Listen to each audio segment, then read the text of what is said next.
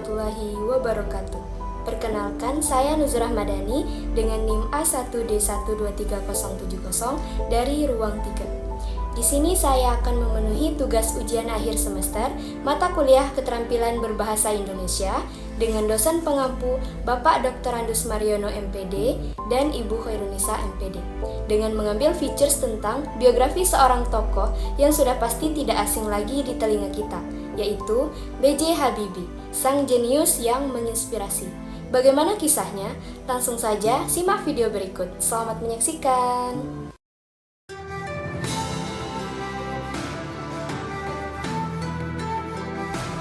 Profesor Dr. Insinyur Haji Baharudin Jusuf Habibie atau yang lebih dikenal dengan B.J. Habibie, Presiden Republik Indonesia yang ketiga, sekaligus Bapak Teknologi Indonesia, yang lebih dikenal dunia dengan julukannya Mr. Krab, sejak ia menemukan rumus faktor Habibie, sebuah teori yang dijadikan sebagai landasan ilmu bagi ilmuwan aerodinamika dunia. Selain itu, B.J. Habibie juga dikenal sebagai Bapak Demokrasi Indonesia karena ia membawa angin segar atas disahkannya kebebasan pers di Indonesia saat ia menjabat sebagai Presiden Indonesia. B.J. Habibie lahir pada tanggal 25 Juni 1936 di Parepare, Sulawesi Selatan.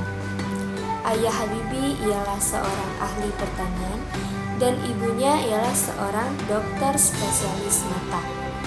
Habibie kecil adalah pribadi yang lebih suka menyendiri. Hobinya adalah membaca buku. Walaupun begitu, dia juga termasuk anak yang suka bertanya, karena Habibie memiliki rasa ingin tahu yang sangat tinggi. Sewaktu kecil, panggilan akrabnya di antara keluarga dan teman-temannya bukanlah Habibie, melainkan Rudi. Habibie pertama kali bertemu dengan Ainun kecil pada saat bermain kelereng dengan kakaknya. Ayah Habibie meninggal pada saat Habibie berusia 14 tahun. Habibie bersekolah di SMA yang sama dengan Ainun, karena keduanya sama-sama murid yang pintar. Guru SMA-nya juga teman-temannya menjodoh-jodohkan mereka. Pada usia 18 tahun, Habibie berkuliah di Institut Teknologi Bandung atau ITB, namun hanya 1 semester saja. Sedangkan Ainun muda mengejar mimpinya menjadi dokter dengan berkuliah di Fakultas Kedokteran Universitas Indonesia. 1 tahun kemudian, Habibie berangkat ke Jerman untuk berkuliah di salah satu perguruan tinggi terbaik di Jerman, yaitu RWTH Aachen Jerman, atas biaya dari ibunya sendiri. Saat menjalani kuliah di Jerman, Habibie juga aktif berorganisasi. Ia pernah menjadi ketua Perhimpunan Pelajar Indonesia, atau yang biasa disingkat dengan PPPI.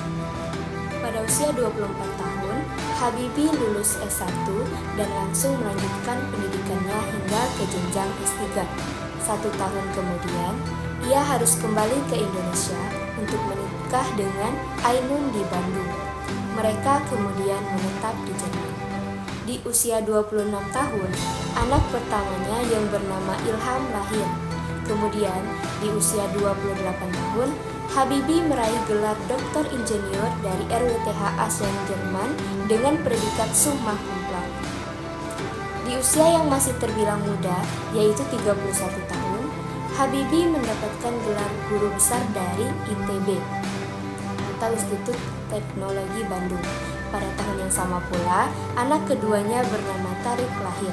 Setelah lulus, B.J. Habibie bekerja di perusahaan penerbangan yang berpusat di Hamburg, Jerman, sebagai kepala penelitian dan pengembangan pada analisis struktur pesawat terbang dan kepala divisi metode dan teknologi pada industri pesawat terbang komersial dan militer dari tahun 1965 hingga 1973. Atas kinerjanya yang luar biasa, ia pun dipercaya menjadi Direktur Teknologi di MBB selama 5 tahun, sekaligus penasihat senior bidang teknologi untuk Dewan Direktur MBB. Dialah satu-satunya orang Asia yang menduduki jabatan nomor 2 di perusahaan pesawat terbang Jerman tersebut.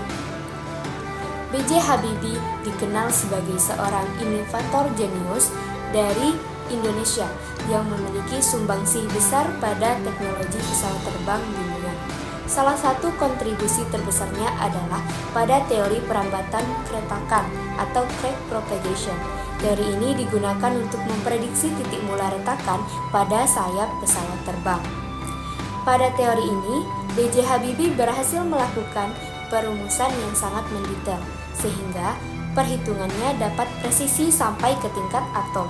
Ini adalah penemuan yang sangat besar di dunia penerbangan, sehingga ia mendapatkan julukan Mr. Crack karena penemuan metode teorema dan faktor Habibie tersebut. Pada usia 37 tahun atau pada tahun 1973, Habibie harus pulang ke Indonesia atas mandat dari Presiden Soeharto. Selang 1 tahun kemudian, ia menjadi penasihat Direktur Utama Pertamina. Pada usia 40 tahun, ia ditunjuk sebagai Direktur Utama IPTN atau Dirgantara Indonesia. 7 tahun kemudian, ia diangkat menjadi Menteri Riset dan Teknologi Republik Indonesia. Di usia 50 tahun, tepatnya pada tahun 1986, ia bersama insinyur-insinyur kebanggaan Indonesia, Dirgantara, memulai proyek pembuatan pesawat N250 di Bandung. 2 tahun kemudian, ia diangkat kembali menjadi Menteri Riset dan Teknologi untuk kedua kalinya. Hingga tahun 1992 saat dia berusia 56 tahun, Habibie telah memiliki lebih dari 45 hak paten yang banyak digunakan oleh perusahaan penerbangan dan roket seperti Airbus. Pada tahun tersebut juga, Habibie mendapatkan penghargaan Theodor von Karman. Ia juga menjadi orang Asia pertama yang mendapatkan penghargaan bergengsi yang menjadi kiblat penerbangan sipil dunia tersebut. Pada usia 57 tahun atau pada tahun 1993, Habibie diangkat kembali menjadi Menteri Riset dan Teknologi untuk yang ketiga kalinya. 2 tahun kemudian, ia memimpin uji coba pesawat N250 dan sukses terbang di langit Nusantara. Namun, pesawat tersebut harus menunggu sertifikat layak terbang untuk dapat digunakan secara komersial, termasuk diperdagangkan. 3 tahun kemudian, yaitu pada tahun 1998, ia terpaksa harus menghentikan proyek andalan pesawat N250 karena krisis moneter. Pada tahun yang sama pula, ia menjadi Wakil Presiden Republik Indonesia, mendampingi Presiden Soeharto. Tak lama kemudian, Presiden Soeharto mengumumkan pengunduran diri di Istana Merdeka, Jakarta, sehingga ia harus menggantikan Presiden Soeharto menjadi Presiden Republik Indonesia. Pada tahun 1999, ia mengesahkan Undang-Undang Kebebasan Pers dan Otonomi Daerah.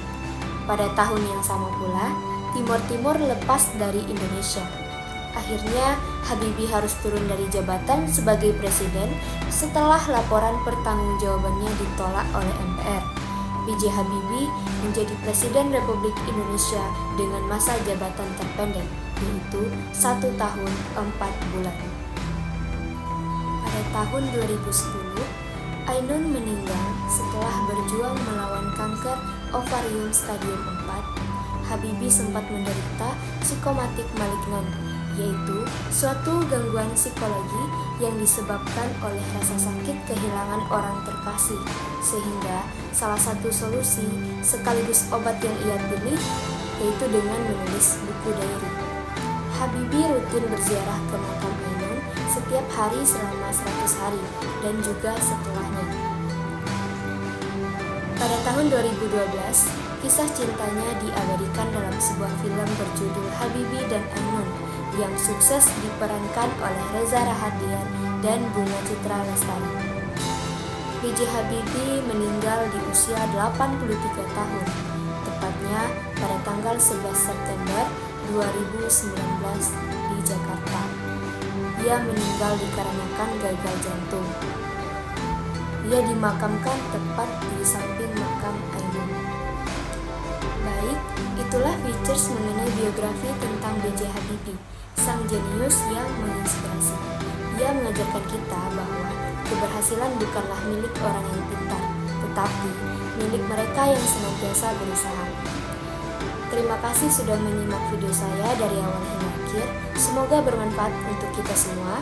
Saya pamit undur diri. Wassalamualaikum warahmatullahi wabarakatuh.